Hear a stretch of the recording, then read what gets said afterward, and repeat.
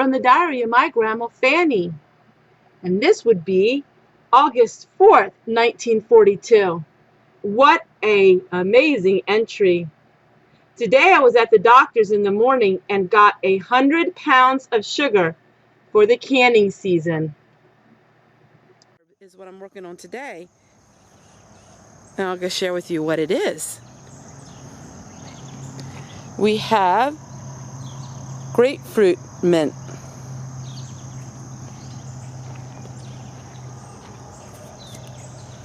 It's just a wonderland of all kinds of herbs and spices.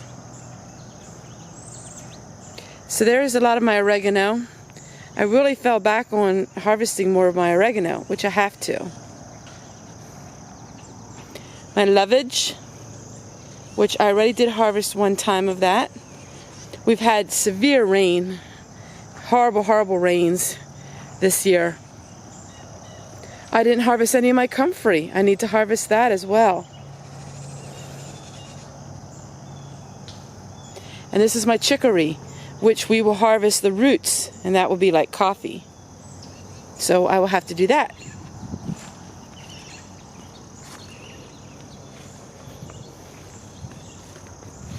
These tall things are amaranth. So I'm going to be harvesting them. Mostly I'm going to be harvesting these for dye, to dye some of my cloths that I'm working on. So that's mostly what I'm going to use it for. But it's like a wonderland around here. It's so much fun.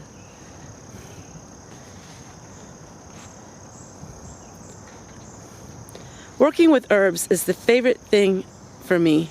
Of all of the things in the garden, working on herbs is the favorite. So I'm going to harvest some of my herbs, and then we're going to go into the canning garage, and I'm going to show you what all I got.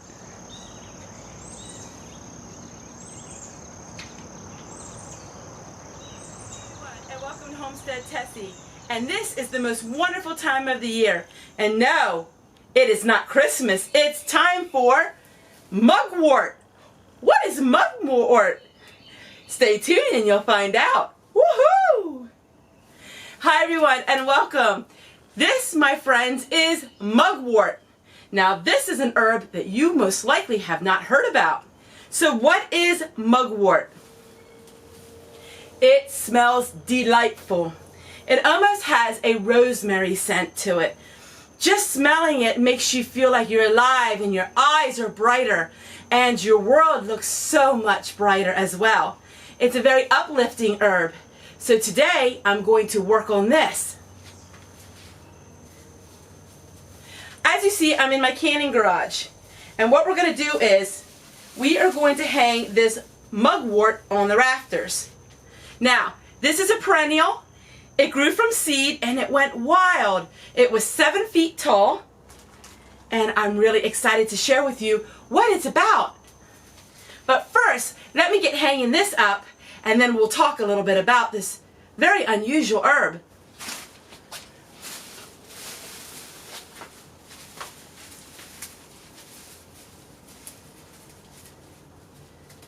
Working with mugwort almost makes you feel like you're working with something like pine. It has a very pine type smell to it. Evergreen.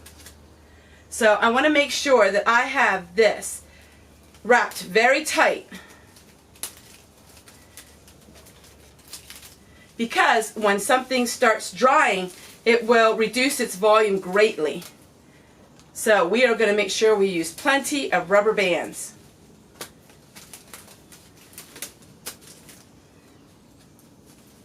Now, mugwort I use only for external properties, and that's why you see it hanging in my canning garage.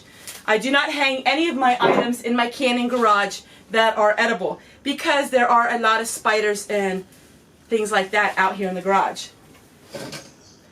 So let me go ahead and get all of these bound up, and then I'll hang them on the rafters.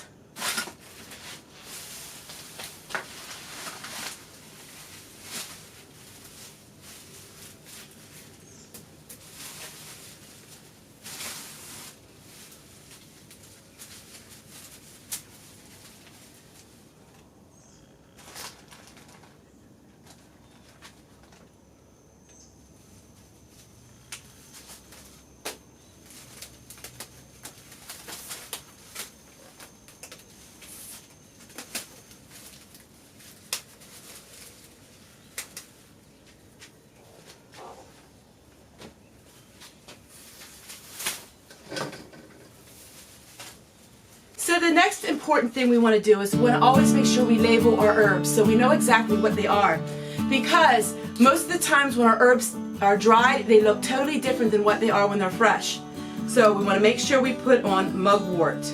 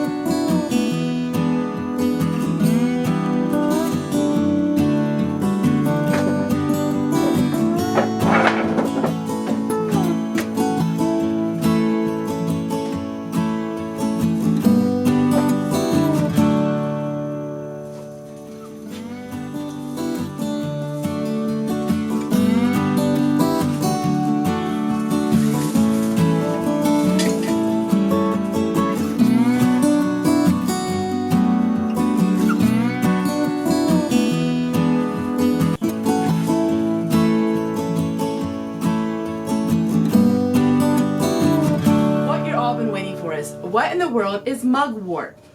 So this is one of my favorite herbal books. It is the Complete Medical Herbal. It has a lot of photos, and so I love it when it shows the photos of the herbs. So I'm going to share with you a little bit what mugwort is and what I use it for. Now mugwort comes in very different variations. So there's all different kinds of mugwort. Mugwort was from the Anglo-Saxons, listed as one of the 9 sacred herbs given to the world. It was planted along roadsides by the Romans, who put the sprigs in their sandals to prevent aching feet on long journeys. So this is what I use it for. I am not a doctor. I am not a nurse. I am giving you my personal opinion on this herb. Do not take my words for a doctor's recommendations. I really want to put that in there because this is just what I use it for. I use it for a compress, and I use it for a foot soak. I have real troubles with my feet, and so what I will do is I will dry the herb, and then I will put the herb in these.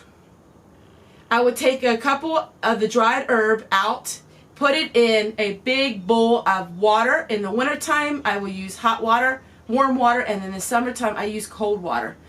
It also reduces swelling. It's very good for infections, so you can use it as a wash. We'll use it as to clean wounds. It's very good for disinfectant. So I would recommend you using it as an external remedy for cuts and bruises, and I would use it for achy, sore muscles. So it's really good for the achy, sore muscles, and that's what I like to use it for. You can also, when it's dry, you can also soak it in olive oil for about 6 to 8 weeks. You strain that oil and you do half oil and half beeswax, and that will create a very good salve. I like my salves to be a lot thicker than some people. I like them to be not so thin. So if you want a thicker salve, if you want one of the salves like you see in the store, I would do 50-50 if you would like to have it as a thick salve that you could put on the bottom of your feet, or you could put it and rub in your joints and muscles. So I would go with 1 cup of oil to 1 cup of beeswax. That's a little thicker than what some people do it, but then you have a good sturdy salve that will be able to sustain the temperatures. Since I don't have air conditioning, if I don't make it that way, the salves will turn into run, and they are very, very hard to use because it's so runny. So there you go, my friends, is mugwort. I hope you give it a try. You can plant it by the seeds. You just sprinkle the seeds outdoors after the frost, and it grows amazing. So there you go, my friends, is mugwort. Take care, everyone, and we'll see you guys tomorrow.